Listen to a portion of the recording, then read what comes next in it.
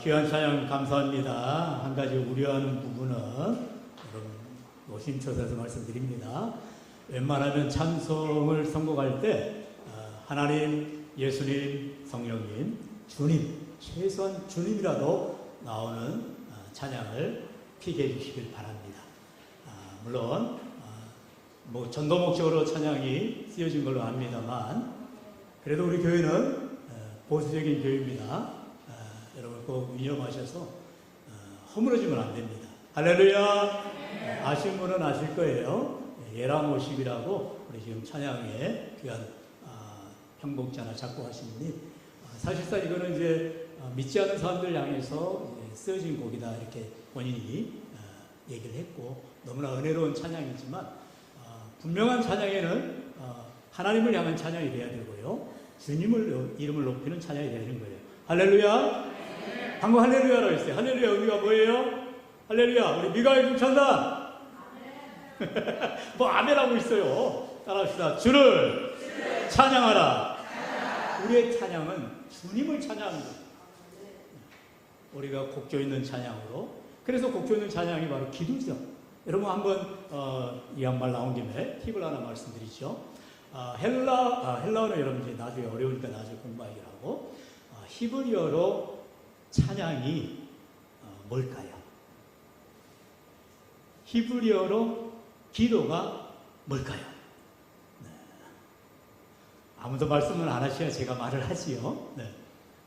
찬양은 테힐라라고 합니다. 따라해볼까요? 테힐라라고 하고요. 이거는 이제 할랄에서 파생되어서 찬양. 할랄에 나오는 의미가 할렐루야, 바로 하나님을 찬양하라. 그래서 할렐루야가 되고요. 할랄의 어원을 가지고 나와서 찬양이 테힐라가 되는 거고요. 그러면 기도가 히브리어로 뭐냐? 안 쓰는 분들은 머릿속에 다 집어넣는 걸 알아요. 네. 써놓으셔야 됩니다. 목사를 통해서 알려주면 이런 게 있구나 알아야죠. 기도는 따라합시다. 테필라. 한 끗 차이입니다. 찬양이 뭐라고요? 테힐라. 기도가 뭐라고요? 테필라. 여러분 그거는 무슨 말이겠어요? 찬양과 기도가 같다라고요. 하나님은 곡조 있는 찬양, 바로 기도. 기도는 뭐예요? 말씀을 중심으로 해서 고백되어지는 거. 그리고 그 말씀을 중심으로 해서 곡조를 붙여서 찬양을 하는 거예요. 물론 내가 너와 함께하노라. 또 우리 이사야 41장 10절의 말씀을 배경으로 귀한 우리 혼자 걷지 않을 거예요. 하나님이 내가 너를 붙들어주리라. 내가 너와 함께하리라. 내가 참으로 오른손으로 붙들리라. 그 말씀을 붙들고 귀한 찬양을 지은 줄로 압니다. 많은 이왕이면 그래도 우리가 너무 앞서가지는 마시고 요즘 청년들이나 찬양 집회 좋지만 거기에 너무 함몰되다 보면 이제 이제 이성이 잃어버려요. 그러면 절대 안 됩니다. 찬양은 사실 위험성도 있습니다. 양날의 검과 같아요. 오늘 이제 우리가 말씀을 배우게 되는데 잘 사용해야 이게 하나님께 영광이 되는 것이지 자칫 잘못하면 자기 영광이 되는 거예요. 그래서 우리가 주의할 필요가 있다 싶습니다. 여러분 꼭 유념해 주셔서 이거는 제가 여러분 염려스러워서 노심초사에서 말씀을 드린 거고요. 자, 오늘 말씀은 하나님의 전신갑주 이제 마지막 세 번째 시간으로 우리가 지난주에 네 가지를 살펴보았습니다. 우리 한번 다시 14절로 16절 같이 읽어볼까요? 시작. 그런즉 서서 진리로 너희 허리띠를 띠고 의의 호신경을 붙이고 평안의 복음이 준비한 것으로 신을 신고 모든 것 위에 믿음의 방패를 가지고 이로써 너희 악한 자의 모든 불화살을 소멸하고. 아멘.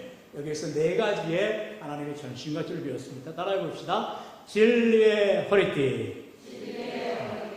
지난 시간 제일 먼저 하나님의 전신갑주, 이제 완전 무장을 해야 되는 병사를 얘기할 때에 가장 중요한 게 허리띠라고 했어요. 여러분 허리띠가 무엇입니까? 옷을 단단히 보이 잡아야 된다는 거죠. 악한 사단에게 틈을 주지 않기 위해서 진리의 허리띠를 띠라 그랬습니다. 그리고 병사에게 있어서 가장 중요한 건 뭐예요? 심장이죠.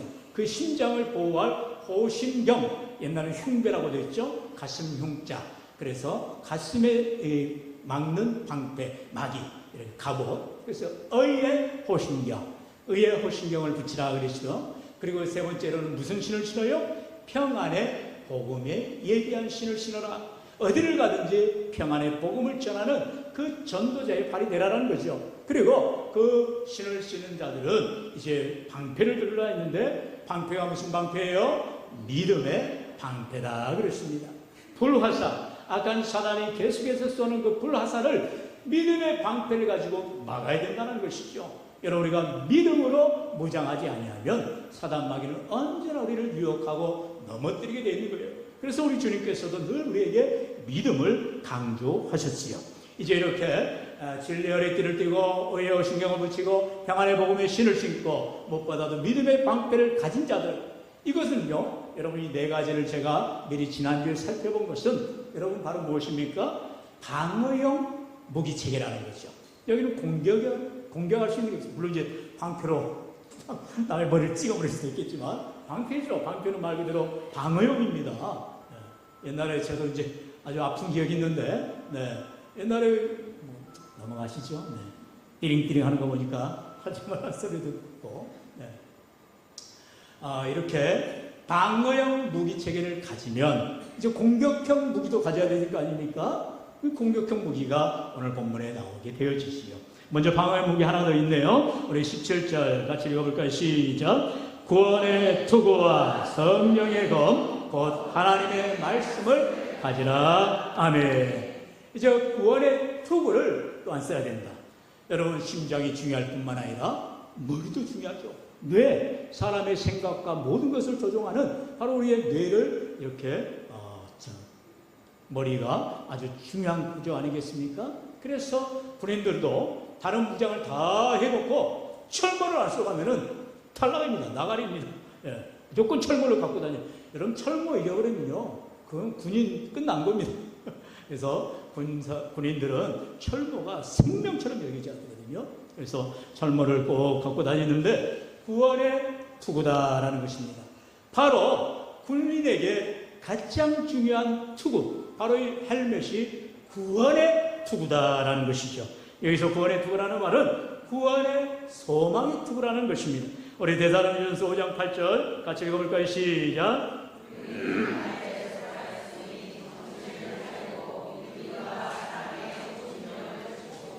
구원의 소망의 투구를 쓰자. 아멘. 따라합시다. 구원의 소망의 투구를 쓰자.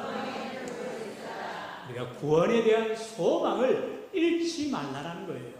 여러분, 우리가 군인이 다른 건 다 무장을 했는데 헬멧을, 이 철모를 쓰고 안 쓰고 가면 끝난다 했죠. 그러듯이 우리가 구원받은 자들인데, 예수 믿고 다 구원받은 자들인데 철모를, 헬멧을 잃어버리면 안 되는 거예요. 마찬가지 구원의 소망을 가지고 살아가야 된다는 것입니다. 할렐루야. 여러분, 우리 다 예수 믿어 구원받은 자들입니다. 그러면 아무 문제 없어요? 아니요. 똑같이 어려움을 겪어요. 여러분, 예수 믿고 우리가 구원을 받았지만 여전히 우리 앞에 여러 가지 염려, 근심, 걱정거리가 산더미처럼 많아요. 여러분, 질병의 문제가 우리 앞에 늘 걱정하게 하고 염려하게 합니다. 여러분, 그러나 우리에게는 구원에 대한 확신과 소망을 가졌기 때문에 인내하고 믿음으로 살아갈 수가 있는 줄로 믿습니다. 여러분, 할렐루야. 네. 하나님께서 저와 여러분에게 구원에 대한 소망을 주셨기 때문에 우리는 흔들림이 없이 믿음으로 살아갈 수가 있다라는 것입니다. 그래서 바울은 로마서 8장 18절에서 말하기를 생각하건대 현재의 고난은 장차 우리에게 나타날 영광과 좋게 비교할 수 없도다, 이렇게 말하고 있어요. 바울이 지금 복음을 전하면서 고통이 없습니까? 어려움이 없습니까? 아니죠. 그는 강도의 위험, 물의 위험, 불의 위험, 너무나도 많은 위험들을 잘 인내하고 견뎌내야만 했습니다. 심지어 우리가 알듯이 에빌골몬, 에베소, 빌레몬서, 빌립보서, 골로새서, 이런 네 서신은 감옥에서 쓴 서신이었습니다. 복음을 전하다가 오히려 바울은 감옥에 갇히게 되어지고 죽상하게 맞았어요. 여러분, 옛날에 매를 맞는데 어떻게 맞았다 했어요? 40에서 하나 감안됩니다. 몇 대 맞았어요? 38대를 맞았어요. 그냥 곤장 정도가 아니죠. 열심히 당하셨던 채찍질과 같이 그 채찍 끝에는요, 뼈다구가, 날카로운 뼈다구가 꽂혀 있어요. 묶여 있어요. 그러니까 한번 휘감으면 어떻게 됩니까? 그 뼈다구가 몸에 콱 박히는 거예요. 해출단식 뺍니다. 채찍을 뺍니다. 그럼 어떻게 돼요? 살점이 떠져 나가는 거죠. 거반 죽을 정도로 매를 맞는 거예요. 40대를 맞으면, 40이라는 게 유대인들은 완전수라 했죠. 죽는다는 거예요. 아니 40대나 39대나 다 죽기는 마찬가지죠.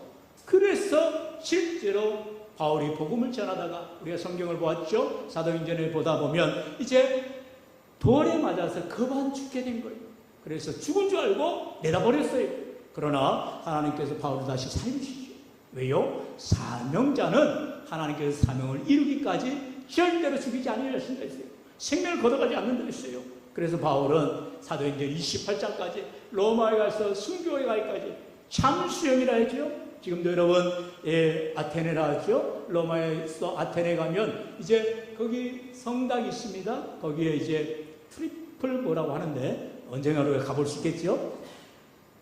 큰 돌을 있고 그 돌 위에 이제 바울이 목을 내걸고 그 참수형 도끼날로 팍 내리 찍어가지고 바울의 목이 3번 튕겨졌다는 거예요. 그리고 3번 튕겨진 가운데 그곳에서 하얀 샘물이 튀어나왔다는 거예요. 근데 물론 전설이지만, 전승이지만 얼마나 놀라운 일입니까? 바울이 죽을 때에도 그렇게 하나님께서 놀라운 기적을 보여주셨다고 합니다. 그런데 어쨌든 이렇게 바울은 복음을 전할 때에 편하게 복음 전하지 않았어요. 제가 잠깐 지금 밑에 목욕실에서 화장실 갔다가 올라오는, 계단 올라오는데 숨이 턱 막히더라고요. 와, 문을 여는 순간 천국이더라고요. 네.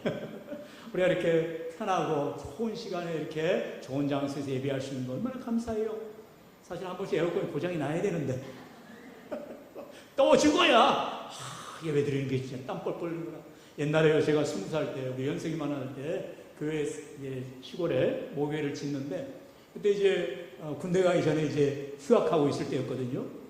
지금처럼 HBM으로 교회를 지은 게 아니에요. 30년 전인데 지금도 그 예배당이 크게 지어져 있거든요. 거기 기둥 다 제가 옛날에 이제 기둥을 심었거든요. 그걸 다 잡았었어요. 그래가지고 그때 건축위원장 계셨던 새 장로님이시라고 계시는데, 원로 장로님 되셨는데, 동신이 네가 교회 기둥 다 들었어, 잘했어, 맨날 그러셨거든요. 네.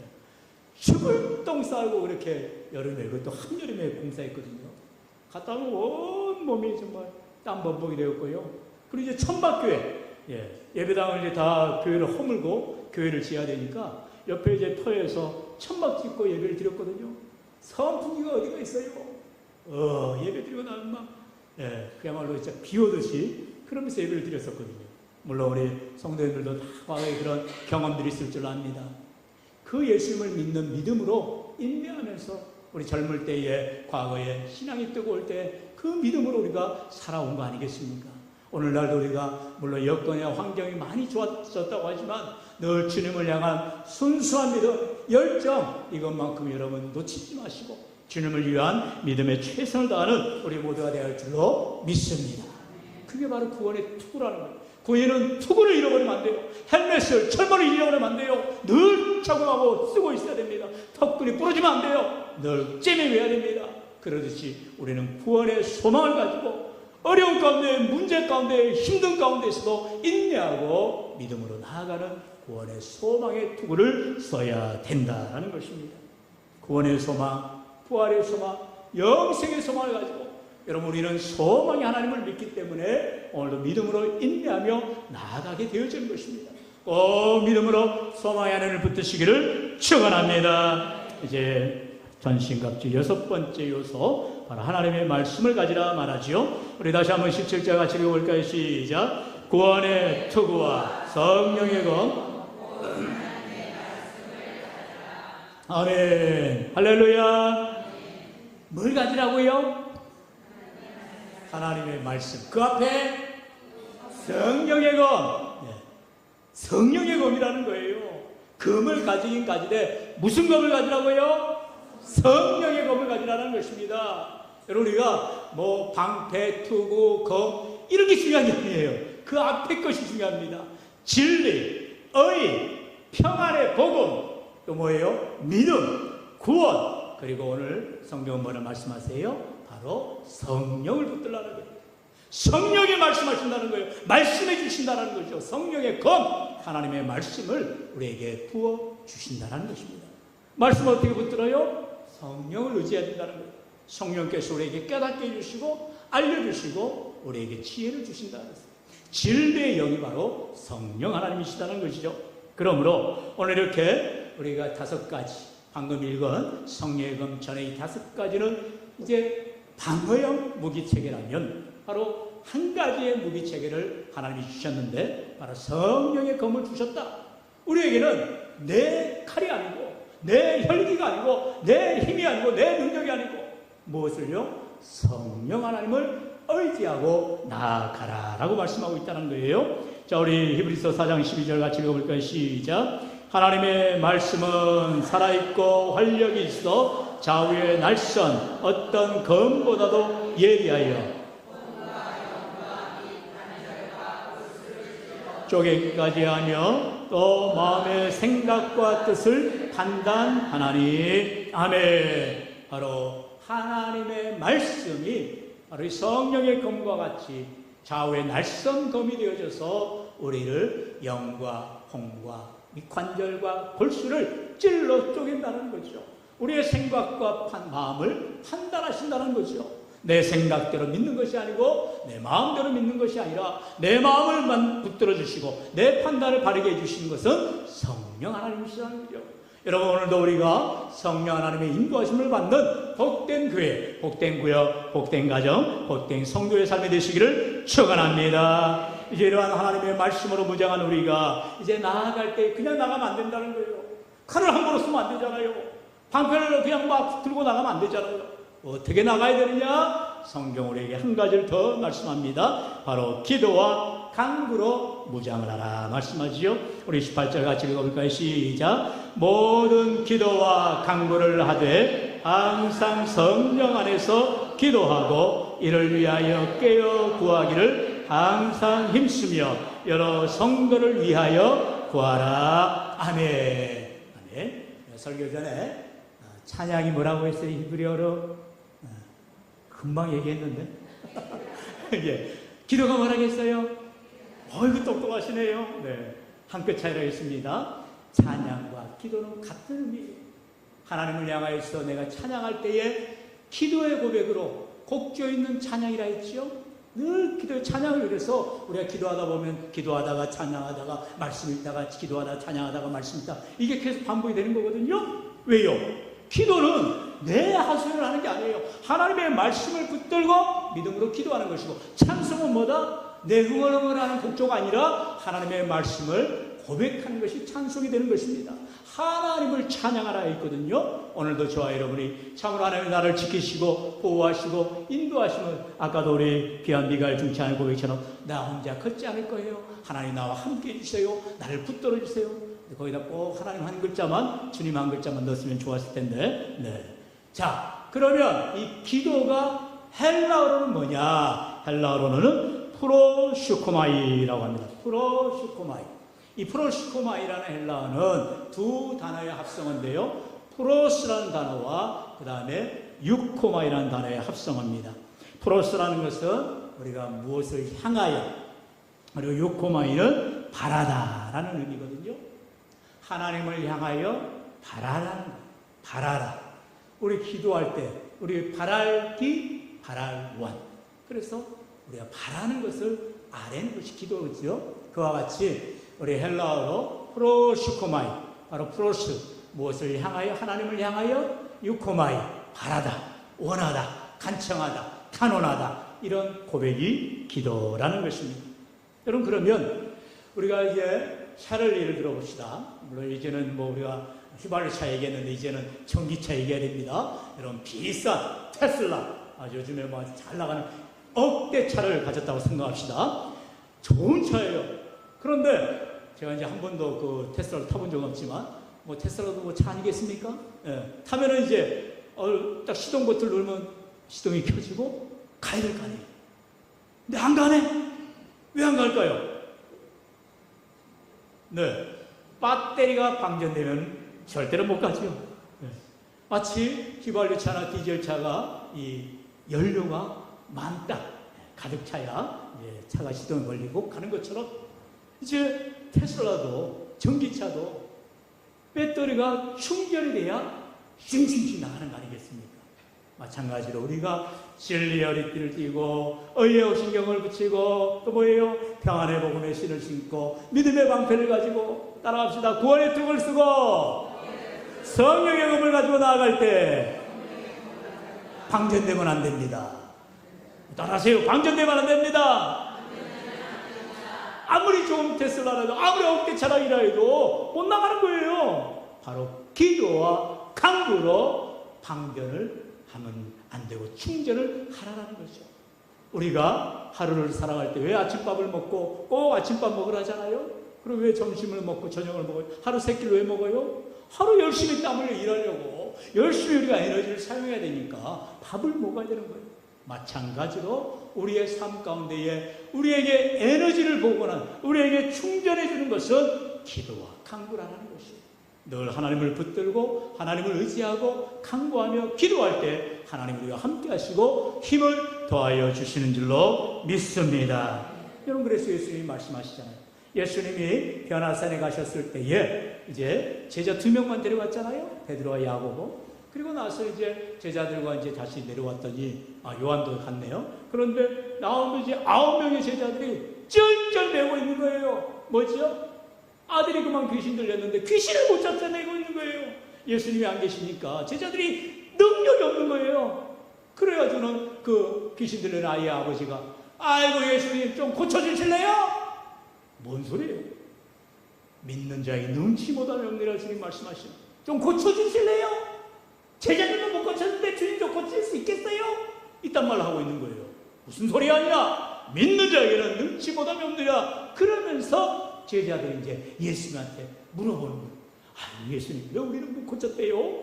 예수님이 하시는 말씀이 정답을 말씀하시오. 우리 같이 마가복음 9장 29절 읽어볼까요? 시작. 기도 외에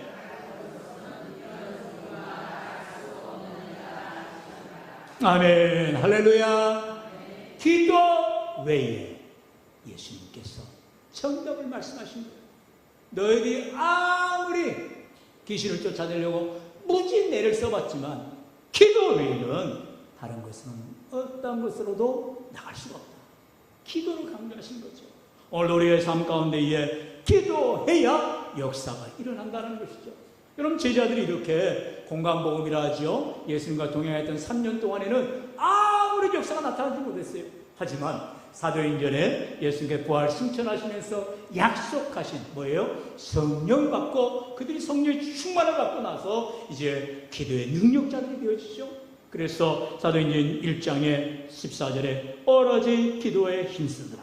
6장 4절에 우리는 오로지 기도하는 일과 기도를 강조하는 삶을 살아가더라는 거예요. 그리고 심지어 12장 5절에 보면 베드로가 옥에 갇혔을 때에 어떻게 했다고요? 교회는 그를 위하여 간절히 하나님께 뭐하더라? 기도하더라.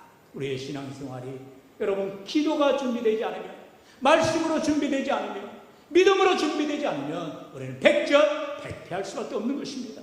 언제나 그렇기 때문에 하나님께 가까이 나아가는 법, 하나님을 가까이 하는 것이 내게 복이라고 하시는 말씀을 받았는데 어떻게 가까이 나간다고요? 말씀과 기도와 찬송과 하나님 앞에 믿음으로 나아가는 자들이 될 때에 우리 하나님께서 복된 삶, 승리한 삶, 믿음의 삶이 되시기를 주의 이름으로 간절히 축원합니다. 축원합니다.